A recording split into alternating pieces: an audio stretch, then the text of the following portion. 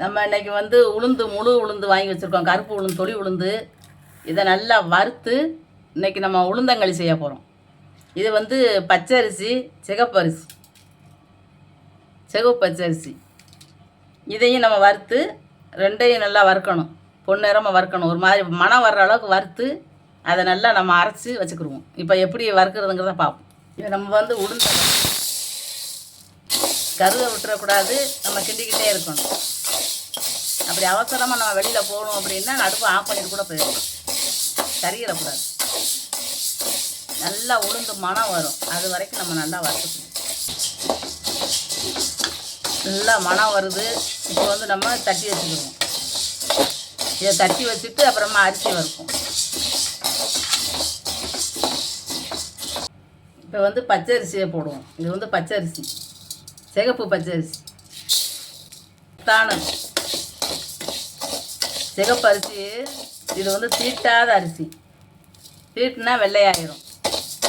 தீட்டாத அரிசியில் தான் சத்து அதிகம். இதை வந்து நல்லா நம்ம இதையும் நல்லா வறுத்துக்கிறோம். இப்போ வந்து அரிசி நல்லா வறுபட்டுருச்சு, கலர் மாறி வந்துடுச்சு வெள்ளையாக. நம்ம போடும்போது சிகப்பாக இருந்துச்சு. இது வந்து மட்டை அரிசி, சிகப்பு அரிசி. பச்சை அரிசியில் மட்டை அரிசி, புழுங்கரிசிலையும் மட்டை அரிசி இருக்கும். அது வந்து நமக்கு சோறாக்கி சாப்பிட்றதுக்கு நல்லா ருசியாக இருக்கும். இப்போ நம்ம அடுப்பை ஆஃப் பண்ணிட்டோம். இதையும் தூக்கி வேறு பாத்திரத்தில் தட்டி வச்சுருவோம். இது நம்ம அரிசியை வறுத்து போட்டு வச்சுருக்கோம், உளுந்து இருக்குது. ரெண்டையும் ஒன்றா போட்டு நல்லா ஆற விட்டுறணும். இது ஆறின பிறகு நம்ம மிக்சி ஜாரில் போட்டு மாவாக அரைக்கணும். சூடாக போட்டுறக்கூடாது. மிக்சி ஜார் வந்து இதாயிரும், அரைக்காமல் இதாகி போயிடும், உலராயிரும். அதனால் இது நல்லா ஆறணும். நல்லா ஆறட்டும், நம்ம மிக்சியில் போட்டு அரைப்போம். ஏன்னா மிக்சியில் அரைக்கனாலும் அரைக்கலாம், ரொம்ப இருந்தால் அரைக்கலாம், கொஞ்சமாக இருக்கிறதுனா அரைக்க மாட்டாங்க. அதனால் நம்ம கொஞ்சமாக தான் போட்டிருக்கோம். நம்ம மிக்சி ஜார்லேயே அரைச்சி சலித்து மாவை எடுத்து வச்சுக்கிடுவோம். உளுந்தங்களிக்கு நம்ம உளுந்தும் அரிசியும் வறுத்து வச்சுருந்தோம். இப்போ நல்லா ஆறிடுச்சு. இந்த மிக்சி ஜாரில் போட்டு அரைப்போம். நம்ம அதை அள்ளி வச்சு கொஞ்சம் கொஞ்சமாக போட்டு அரைக்கணும், மொத்தமாக போட்டுறக்கூடாது, நமக்கு சீக்கிரத்தை அரைப்படாது. இப்போ மாவை அரைச்சி நம்ம வந்து சலித்து எடுத்து வச்சுக்கிறோம். நம்ம அரைச்சிட்டோம். இப்போ வந்து நம்ம சலிக்கணும், நெருநெருன்று. இது நல்லா சிலடையில் போட்டு சலித்து மாவாக்கும். இந்த சிலடையில் கொட்டி நம்ம சலிப்போம். நல்லா சலித்து நம்ம மாவை எடுத்து வச்சுக்கிறோம். நிறையா இருந்துச்சுன்னா நம்ம மிஷினில் கொடுத்து அரைக்கலாம். நம்ம வீட்டிலே அரைக்கிறதுக்கு காரணம் வந்து கொஞ்சம்தான். நம்ம ஒரு கிலோக்கிட்ட போட்டு அரைச்சி வச்சுக்கிட்டோம்னா நம்ம 2-3 தடவை செய்யலாம். நமக்கு எப்போ தேவைப்படுத உளுந்தங்களி அப்போயெல்லாம் செஞ்சுக்கலாம்.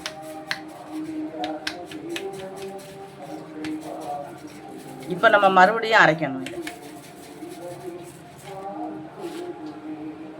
நான் ஆயிடுச்சு. நம்ம வந்து உளுந்தங்களிக்குன்றதுக்கு இப்போ நம்ம மண்டவளம் எடுத்து வச்சுருக்கோம், காய்ச்சிக்கணும். கருப்புட்டி இல்லை, அதனால் மண்டவளம் போடுறேன். கொஞ்சமாக தண்ணி ஊற்றி காய்ச்சிக்கிறோம். அதில் மண்ணுன்னு ஏதாவது இருக்கும், நம்ம அப்படியே நம்பி போட முடியாது. பார்க்க நல்ல மண்டவளம் போல் இருக்குது. தண்ணி கொஞ்சமாக ஊற்றிக்கிறோம். இப்போ இதை வந்து நம்ம நல்ல மண்டவளம் கரையிற அளவுக்கு காய்ச்சணும்.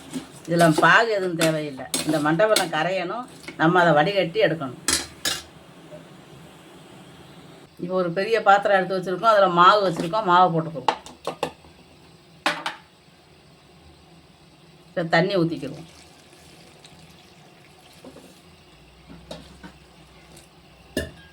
தண்ணி ஊற்றி நல்லா கரைச்சிக்கிறணும் மாவு.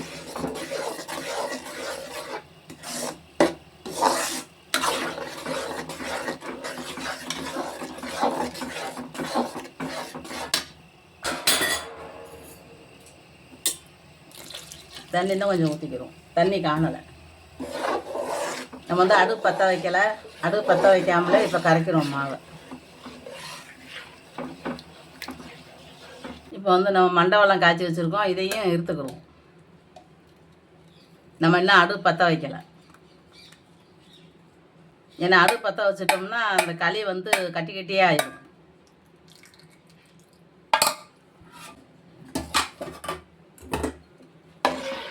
இதை நல்லா கரைச்சி விட்டுட்டு நம்ம அடுப்பு பற்ற வைப்போம்.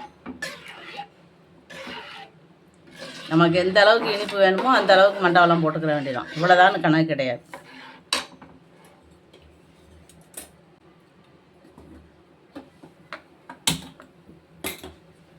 இப்போ நம்ம அடுப்பு பற்ற வச்சுட்டோம். இனிமேல் கையெடுக்காமல் கிண்டிக்கிட்டு இருக்கோம். நல்லெண்ணெய் வந்து நம்ம இறக்குறதுக்கு கொஞ்சம் நேரத்துக்கு முன்னால் தான் நல்லெண்ணெய் ஊற்றணும். ஒரு 2-3 உப்பு போட்டுக்கிறேன்.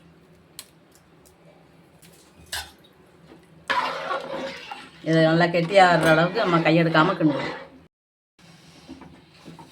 நம்ம களி கிண்டிக்கிட்டு இருக்கோம். மண்டவளப்பாக எல்லாம் ஊற்றிட்டோம். தொலியோடு போட்டதுனால களி வந்து கருப்பாக இருக்குது. தொலி இல்லாத உளுந்து போட்டோம்னா வெள்ளையாக இருக்கும். ஆனால் இந்த தொலி உளுந்தில் தான் சத்து. தொலி இல்லாத உளுந்து நம்ம வந்து முடியாத கட்டத்துக்கு போட்டுக்கிற வேண்டியதான். தொலி உளுந்து இல்லைன்னா தொலி இல்லாத உளுந்து போட்டு களி கிண்டி சாப்பிட்லாம். களி கருப்பாக இருக்கும் ஒழிஞ்சு டேஸ்ட் அதிகமாக இருக்கும். இதை வந்து நல்லா கையெடுக்காமல் கெட்டியாக கிண்டணும். கையெடுக்காமல் கிண்டணும், இல்லைன்னா பிடிச்சிரும்.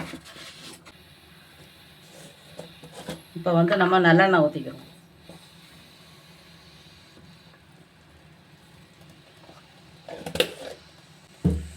நல்லெண்ணெய் நம்ம எந்த அளவுக்கு ஊற்றுறோமோ அந்த அளவுக்கு நல்லது. கருப்பட்டி போட்டால் அதை விட நல்லது. கருப்பட்டி, நல்லெண்ணெய், கருப்பு உளுந்து இந்த 3மே உடம்புக்கு வந்து ரொம்ப நல்லது. அதுவும் பொம்பளை பிள்ளைகளுக்கு ரொம்ப ரொம்ப ரொம்ப நல்லது. சின்ன பிள்ளையிலேருந்து பெரியவங்க வரைக்கும் சாப்பிட்லாம் உளுந்தங்களி. கருப்பட்டி நமக்கு வந்து வாங்குறதுக்கு முடியலை அப்படின்னா மண்டவெல்லம் போட்டுக்கிற வேண்டியதான். அதுவும் காய்ச்சி இருத்து ஊற்றணும், இல்லைன்னா தூசி இருக்கும். நமக்கு பார்க்க தூசி இல்லாத மாதிரி தெரியும். கொஞ்சம் அடுப்பை குறைச்சி வச்சுக்கணும். தெரிக்குது. நம்ம அடுப்பை குறைச்சி வச்சுக்கிட்டே கிண்டுவோம். ஏன்னா எண்ணெய் வந்து மேலே தெரிக்குது. இதுக்கு வந்து நல்லெண்ணெய் தான் ஊற்றணும். நல்லெண்ணெய் ஊற்றினா தான் சாப்பிட்றதுக்கு நல்லாயிருக்கும். நம்ம சும்மா வெறும் களியாக கிண்டிக்கிட்டு கூட மண்டவெல்லம் வச்சு நல்லெண்ணெய் ஊற்றி சாப்பிட்லாம். கொஞ்சம் உப்பு போட்டு வெறும் களியாக கிண்டி வச்சுக்கிறணும். அதுக்கப்புறம் நம்ம வந்து மண்டவெல்லத்தையோ கருப்பட்டியோ உடைச்சி களிக்குள்ளே பதிச்சு நல்லெண்ணெய் ஊற்றி தொட்டு சாப்பிட்லாம். அப்படி தான் அந்த காலத்தில் கொடுப்பாங்க. நம்ம இதை வந்து அல்வா மாதிரி இருக்கும். 6 நாளும் நம்ம அல்வா சாப்பிட்டா எப்படி இருக்கும் அந்த மாதிரி இருக்கும். இனிப்பும் நம்ம நிறையா போட்டிருக்கோம். மண்டவெல்லம் நம்ம நல்லெண்ணெய் நிறையா ஊற்றிருக்கோம். அப்போ போது நல்லாயிருக்கும். நல்லா அல்வா மாதிரி சுருண்டு வரும், பாத்திரத்தில் ஒட்டாமல். நம்ம நல்லா கிண்டிட்டோம் களியை. இப்போ வந்து நம்ம அடுப்பை ஆஃப் பண்ணியாச்சு. அடுப்பை ஆஃப் பண்ணிட்டாச்சு. நல்லா கெட்டியாக கிண்டிட்டோம். இன்னும் நேரம் ஆக ஆக இன்னும் கெட்டியாகும். நல்லா பெரிய பாத்திரமாக வச்சு கிண்டணும். சின்ன பாத்திரம்னா நம்ம கிண்டுறதுக்கு சரி வராது, கொட்டிடும். இது வந்து எப்படி வந்திருக்குன்னு பார்க்கணும்னா இப்படி தண்ணியை தொட்டு பார்க்கணும். கையில் ஒட்டாது. நல்லா அப்படியே அல்வா மாதிரி வரும், கையில் ஒட்டாமல் வரும். ஏன்னா அதுக்கு வந்து நமக்கு நல்லா நிறையா ஊற்றிருக்கோம். இப்போ நம்ம நல்லா மூடி வச்சுட்டு தேவைங்கும் போது நம்ம எடுத்து சாப்பிட்டுக்க வேண்டியதான். சூடாக சாப்பிட்டாலும் நல்லாயிருக்கும், ஆறுன பிறகு சாப்பிட்டாலும் நல்லாயிருக்கும். இந்த மாதிரி நீங்களும் செஞ்சு சாப்பிட்டு பாருங்கள். குறுக்கு வலிக்கெல்லாம் ரொம்ப நல்லது. இந்த வீடியோ உங்களுக்கு பிடிச்சிருந்துச்சுன்னா லைக் பண்ணுங்கள், ஷேர் பண்ணுங்கள், சப்ஸ்கிரைப் பண்ணுங்கள். பக்கத்தில் இருக்கிற பெல் பட்டனை அமைக்கி விட்ருங்க.